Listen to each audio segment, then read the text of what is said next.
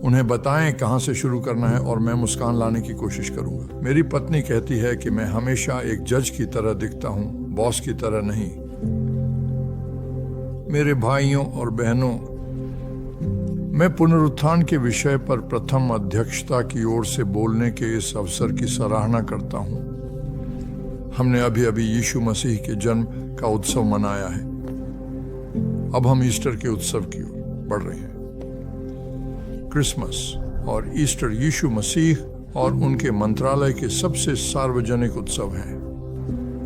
दुर्भाग्यवश कई क्रिसमस उत्सवों में यीशु मसीह के जन्म का उल्लेख कम होता जा रहा है।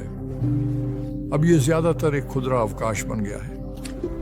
हम में से जो लोग क्रिसमस को उसके सच्चे कारण के लिए मनाते हैं, हमारे लिए उद्धारकर्ता के जन्म का उत्सव मनाना आसान है, क्योंकि हर कोई समझता है कि जन्म का क्या अर्थ होता है।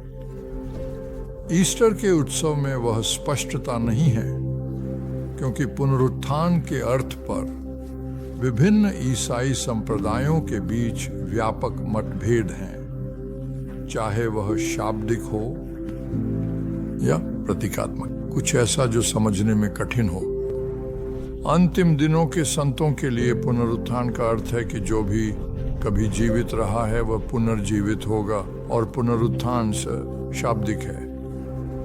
जैसा कि हम मॉर्मन की पुस्तक में पढ़ते हैं, अब एक मृत्यु है जिसे अस्थायी मृत्यु कहा जाता है, और मसीह की मृत्यु और उनकी प्रायश्चित इस अस्थायी मृत्यु के बंधनों को खोल देगी, ताकि सभी इस अस्थायी मृत्यु से उठ खड़े हों।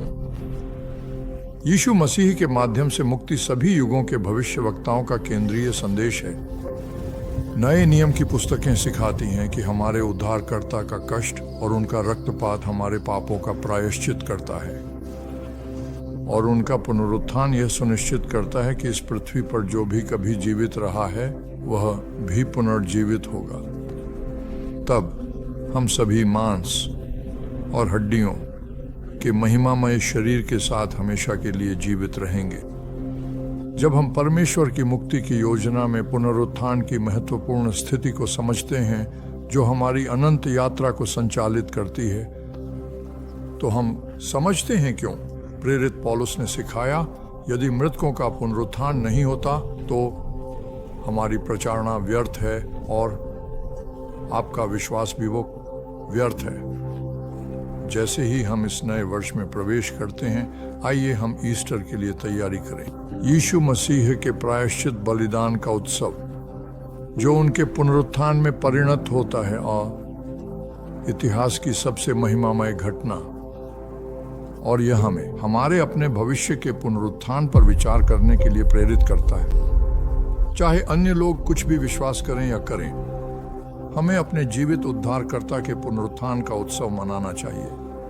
उनकी शिक्षाओं का अध्ययन करके और हमारे समाज में, विशेष रूप से हमारे अपने परिवारों के भीतर ईस्टर परंपराओं को स्थापित करने में मदद करके, हम आपको ऐसा करने की चुनौती देते हैं।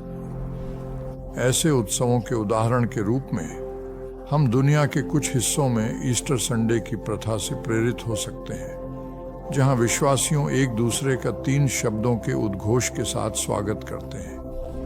वह आज उठा। जिस व्यक्ति का इस तरह स्वागत किया जाता है, वह उन्हीं शब्दों के साथ जवाब देता है, वह जी उठ दे। ईस्टर मनाने के और भी तरीके हैं। हम सार्वभौमिक पुनरुत्थान के गहन अर्थ को सिखाकर पुनरुत्थान के महत्व को पहचान सकते हैं, जो महान योजना के द्वारा संभव हुआ है, और परमेश्वर पिता और हमारे उद्धारकर्ता यीशु मसीह के असीम प्रेम के द्वारा। मैं इन बातों की गवाही देता हूं और आप पर उनकी आशीषों का आह्वान करता हूं। यीशु मसीह के नाम में आमीन।